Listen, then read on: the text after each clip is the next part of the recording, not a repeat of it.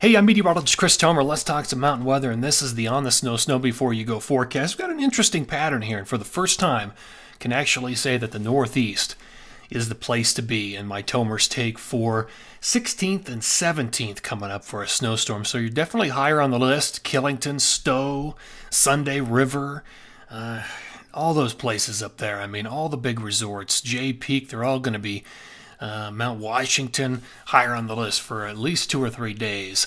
In Colorado, kind of a I don't know, kind of a middle of the road type of forecast. You've got some light new snow, some residual snow as well, but the big blizzard, big western blizzard that came through is now in the Dakotas and moving away. There's one little clipper that'll come in on the backside with some light additional snow, but that's probably it for a while. Same thing with Alta and Snowbird. I mean, this has been a heck of a run for Alta. With 50 inches, they're saying, in the last 4 days. 50 inches. So yeah, anything pink, purple here on the spider chart higher up is better for odds of best snow. And Banff in the Pacific Northwest, the northern tier states, BC, probably the next place to be after the Northeast in my forecast. So yeah, so here's what we're looking at as far as bullet points. Residual light snow out west on the backside, sort of the backwash effect behind the big blizzard. And then the blizzard, which is now moving through the Dakotas, will become the northeast snowstorm that I'm forecasting. And then the west after this will go quiet until on or after 12/19, maybe 12/20 through 12/23 will probably bring in our next good round of snow for most of the west, including California.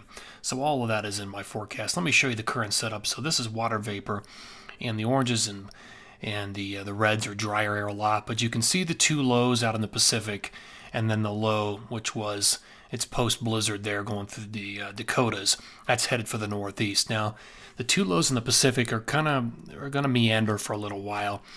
There's a big trough that'll come down, a big cold front coming out of Canada that will probably catch both of these and bring them in to the west coast. But that's going to happen again, probably 12/19, 12/20, or 12/21 or later, somewhere in the period. So all of that is yet to be seen. Let me just show you what I'm talking about as far as the forecast pattern here with the jet. This is 12:15 out west.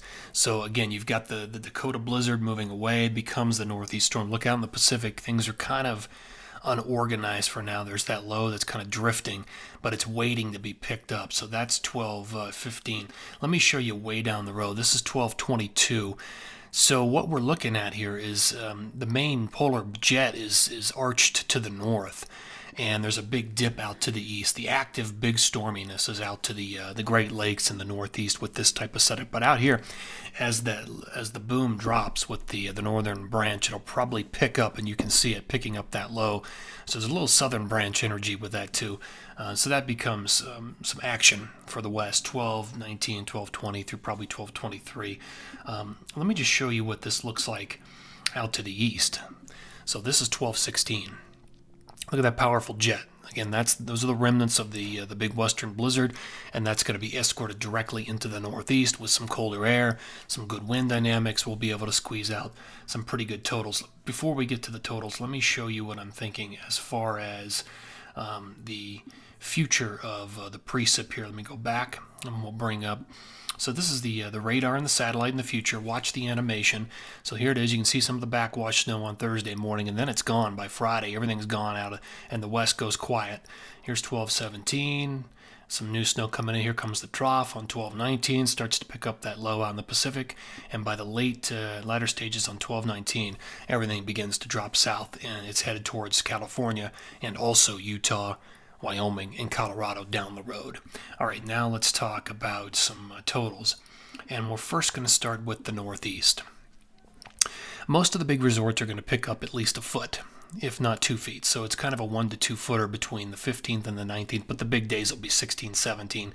That's as far as the timing goes, but you can see where the big numbers are. I mean, look at Mount Washington at over 2 feet.